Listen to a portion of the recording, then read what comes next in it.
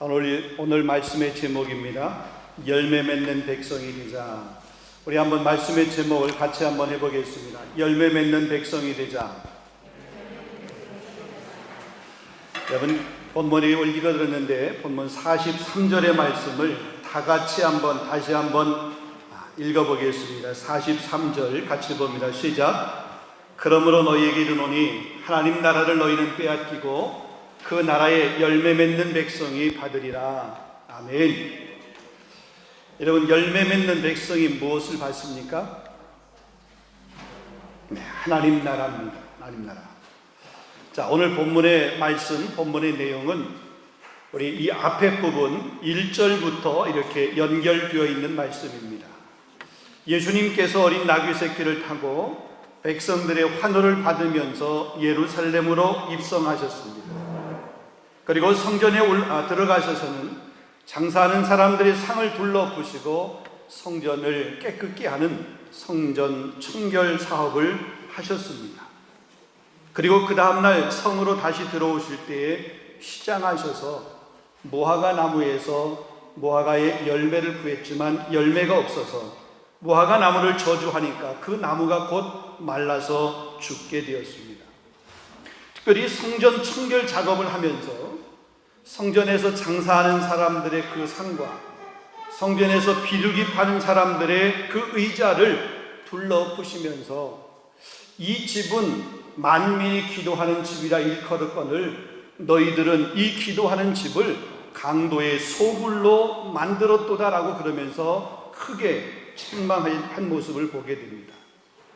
자, 그러니까 이런 사람들하고 이렇게 이익 공동체로 묶여 있었던 대제사장들과 이 백성의 장로들이 예수님을 찾아와서 예수님에게 항의하는 내용이 이 본문에 기록되어 있는 그런 내용입니다. 자, 읽지 않았습니다만 본문 23절을 보면 예수께서 성전에 들어가 가르칠새 대제사장들과 백성의 장로들이 나와 이르되 네가 무슨 권위로 이런 일을 하느냐? 또 누가 이 권위를 네게 주었느냐? 그러니까 내가 누구인데 이 성전을 청결케 하느냐? 그 권위를 누가 내게 주었느냐? 이곳의 주인은 우리인데 내가 이곳에서 다른 사람을 가르치느냐? 내가 무슨 권위로 이와 같은 일을 하느냐? 왜 여기는 우리의 영업장소인데 우리 영업장소에 들어와서 내가 영업하려고 그러느냐? 내가 왜 설치느냐?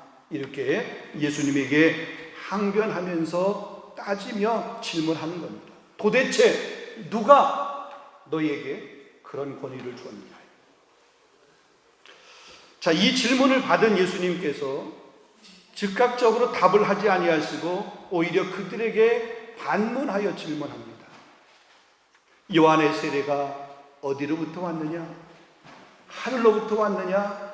아니면 사람으로부터냐? 자, 자신들이 질문을 했는데 그 질문에 대답하지 아니하시고 오히려 반문하시는 이 모습에 대제사장들과 이 백성의 장로들이 적지 않게 당황을 했습니다. 예수님의 그 질문에 대답하지 못하고 머뭇거리는 그런 모습을 봅니다. 사실 예수님께서 이들에게 질문한 그 질문의 대답은 너무나 단순하고 너무나 간단한 그런 대답입니다. 쉽게 답할 수 있는 그런 답입니다. 그런데 그들은 답을 하지 못하고 머뭇거리고 있습니다. 왜냐하면 하늘로부터, 세례 요한의 그 세례가 하늘로부터라고 그러면 왜 그럼 그를 믿지 않느냐라고 그렇게 말씀하실 수 있을 것 같고, 사람으로부터라고 그러면 모든 사람들이 세례 요한을 선지자로 알고 있었기 때문에 이 백성들에게 자신들의 권위보다는 이 세례 요한의 권위가 더 높게 이렇게 인정이 되니까 대답을 하지 못하는 거예요. 그래서 대답을 하지 못하고 머뭇거리고 그렇게 있었습니다. 그러자 예수님도 그들의 질문에 대답하지 않으셨습니다. 근데 예수님께서 대답하지 아니하신 것, 그들의 질문에 대한 대답을 하기가 곤란해서 그런 것이 아니라 예수님이 대답을 하지 아니하셔도 그 질문에 대한 대답은 모든 사람들이 다 알고 있는 겁니다. 예수님의 권위는 하나님께서 주신 권위입니다. 하나님의 아들의 권위로 지금 성전을 깨끗게 하는 그런 일을 하고 있는 겁니다. 하나님의 아들의 권위로 성전에서 가르치고 있는 것입니다. 메시아의 권위로 그와 같은 일을 하고 계신 겁니다. 성전의 주인이 바로 예수 그리스도이시고 찬양과 경배를 받으실 하나님의 아들 바로 예수 그리스도이십니다. 여러분, 그 당시에 이 대제사장들과 백성의 장로들은 나름대로 권위를 가지고 있었습니다. 사람들로부터 높임을 받고 있었습니다. 그들 스스로도 생각하기를 자신들은 예수님보다 더, 메시아보다 더 권위가 있다라고 그렇게 생각을 했습니다. 자신들이 말씀을 알아도 더 많이 알고, 자신들은 더 의롭고 더 경건하고 더 능력이 있고, 성전을 사랑하는 것도 더 많이 사랑하고 백성을 위한다라고 그렇게 생각을 했습니다. 교회에 대해서도 더 잘 알고 하나님 나라에 대해서도 더 잘 알고, 그러기 때문에 하나님 나라에도 자신들이 먼저 들어가고, 자신들은 하나님 나라에 들어갈 그 티켓을 따놓은 당상처럼 그렇게 생각하고 있었습니다. 자만하고 있었고 교만하고 있었던 사람들입니다.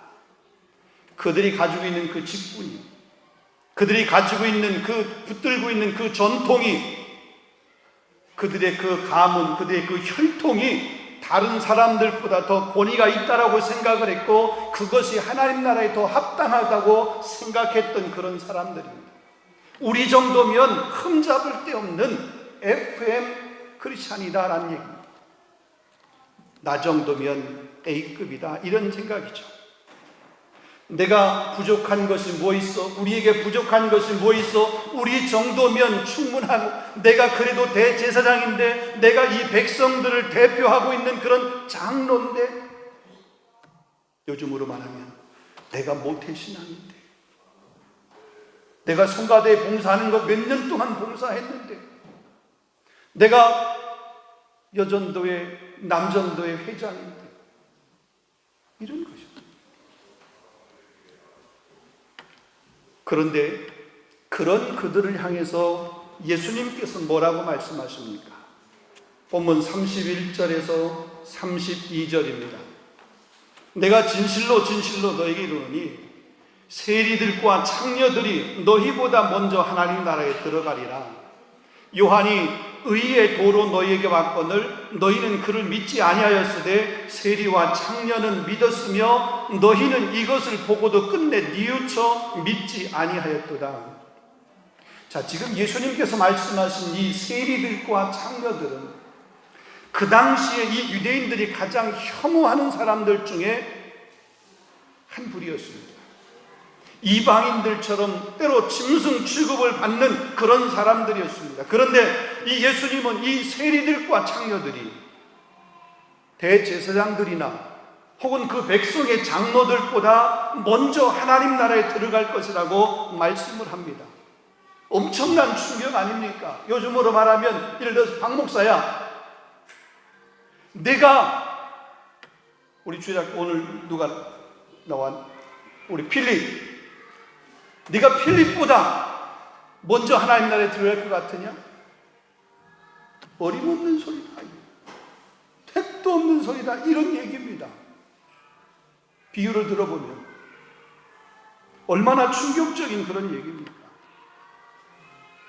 예수님께서 이렇게 말씀하신 근거는 그들이 도덕적으로 혹은 윤리적으로 얼마나 깨끗하냐, 얼마나 똑똑하냐, 얼마나 힘이 있느냐, 어떤 직함을 가지고 있고 어떤 직분을 가지고 있느냐, 이것을 이야기하는 것이 아닙니다.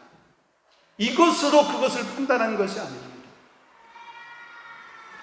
회개했느냐, 정말로 믿느냐, born again, 거듭났냐 이거죠.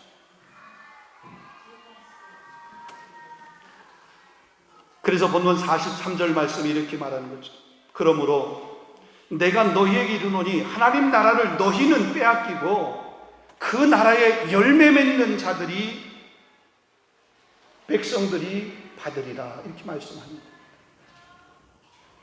자, 그것을 설명하기 위해서 지금 이 대제사장들과 백성의 장로들이 한 그동안 해왔던 그런 행위들을 지적하면서 깨우치기 위해서 오늘 비유의 말씀을 하는 겁니다. 그 비유의 말씀이 포도원 농부의 비유입니다. 본문에 등장하는 포도원 주인이 있습니다. 이 포도원 주인은 하나님이십니다. 악한 농부들은 이스라엘의 지도자입니다. 유대인들, 대제사장들과 서기관들, 백성의 장로들입니다. 또한 그들을 추종하는 동조 세력들입니다. 포도원 주인이 보낸 종들은 선지자들입니다. 그런데 이 농부들이, 다시 말하면 이스라엘 지도자들, 대제사장들과 서기관들, 백성의 장로들이 주인이 보낸 그 선지자들을, 종들을 때리고 죽이고 돌로 쳤습니다. 이들은 죽였지만 아들만큼은 존중해 줄 것으로 생각을 해서 자신의 유일한 상속자인 하나밖에 없는 그 아들을 이들에게 보냈습니다. 그런데 이들은 그 아들이 상속을 가로채고 그 아들도 허무하게 무자비하게 죽였습니다. 이 포도원 주인이 마지막으로 보낸 그 아들이 바로 예수 그리스도입니다. 그들은 그 아들을 포도원 밖으로 끌고 가서 죽였습니다. 이것은 예루살렘 성 밖에서 저 골고다 언덕에서 십자가에 달려 죽임을 당하실 예수님의 죽으심을 가리키는 그런 말씀입니다.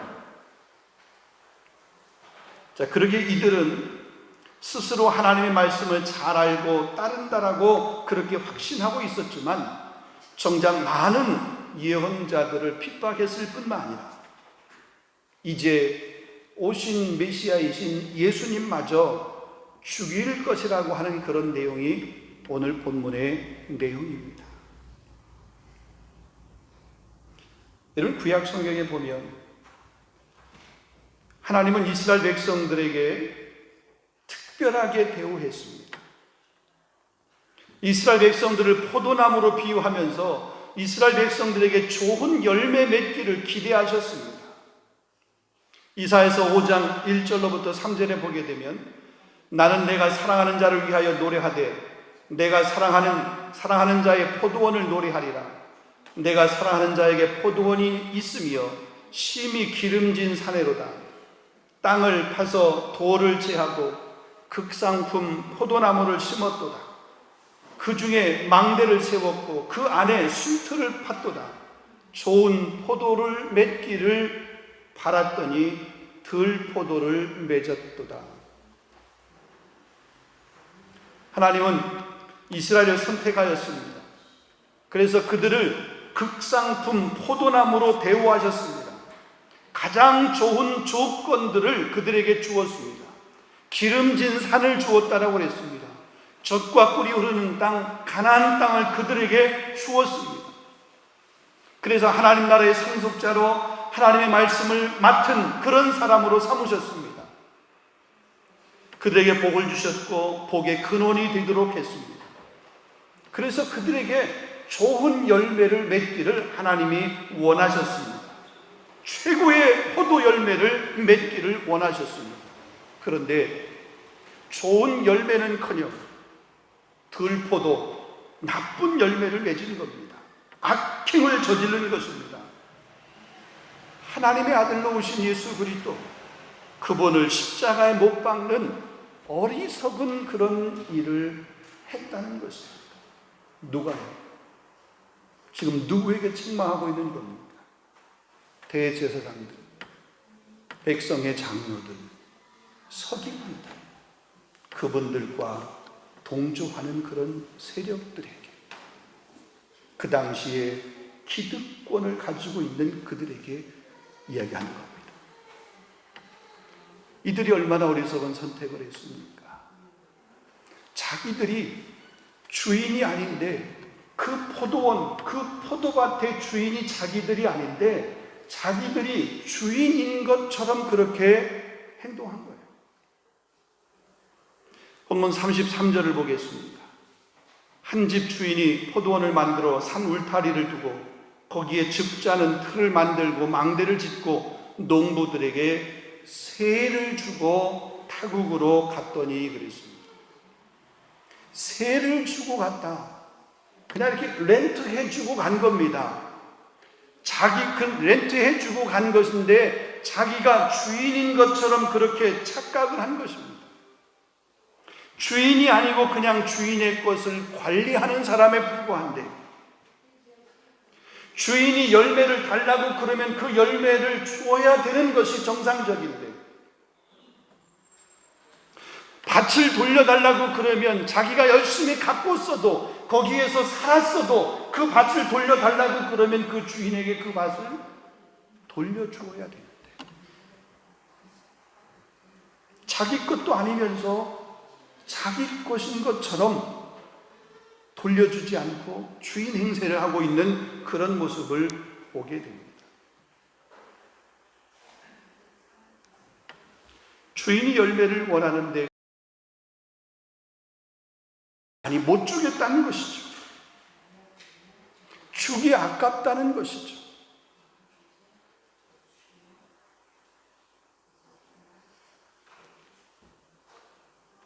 그래서 주인이 보낸 종들을 다 죽인 것입니다. 마지막 그 주인의 아들까지 보내서 그들에게 열매를 구하고 있는데, 열매는커녕 그 아들까지 죽인 그런 모습을 보게 됩니다.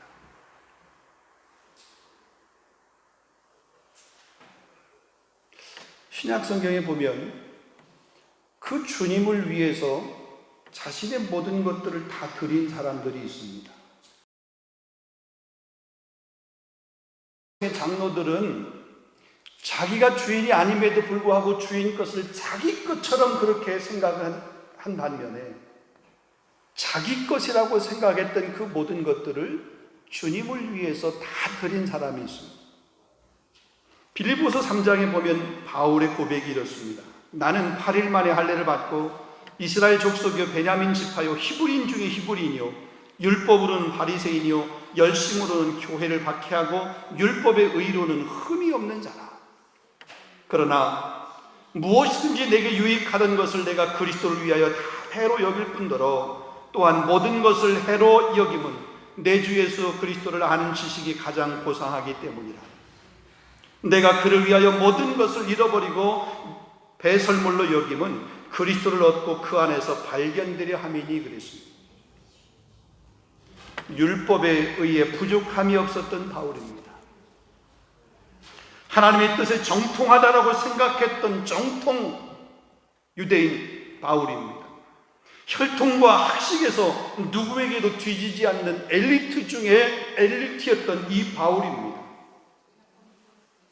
세상적으로 인간적으로 보면 자랑할 것이 그보다 더 많은 사람이 없을 정도로 그런 자랑을 소유하고 있는 바울입니다. 그런데 주님을 위해서 그 모든 것들을 다 배설물처럼 여겼다. 그리고 주님을 아는 지식, 주님의 그 복음을 증거하는 일을 위해서 자기의 생명을 조금도 귀한 것으로 여기지 아니했다. 자신의 전부를 드렸다. 헌신했다. 자신의 그 전부를 드린 것이 그에게는 결코 아깝지 아니했습니다. 억지로 드린 것이 아닙니다. 자원하여 드렸습니다. 이 생명도 달라고 그러시면 주님의 십자가 앞에 놓겠다라고 그런 희생과 순교의 각오를 가지면서 자기의 모든 것을 드렸습니다. 전에는 그것이 내 것인 것 같았습니다. 내가 주인인 것 같았습니다. 근데 예수를 만나고 나서 보니까 내가 주인이 아니고 나는 다만 청직이었다라고 하는 것을 깨닫게 됩니다. 그래서 주님이 원하시면, 주인이 원하시면 돌려드리는데 무엇이 아깝겠느냐? 내 생명까지.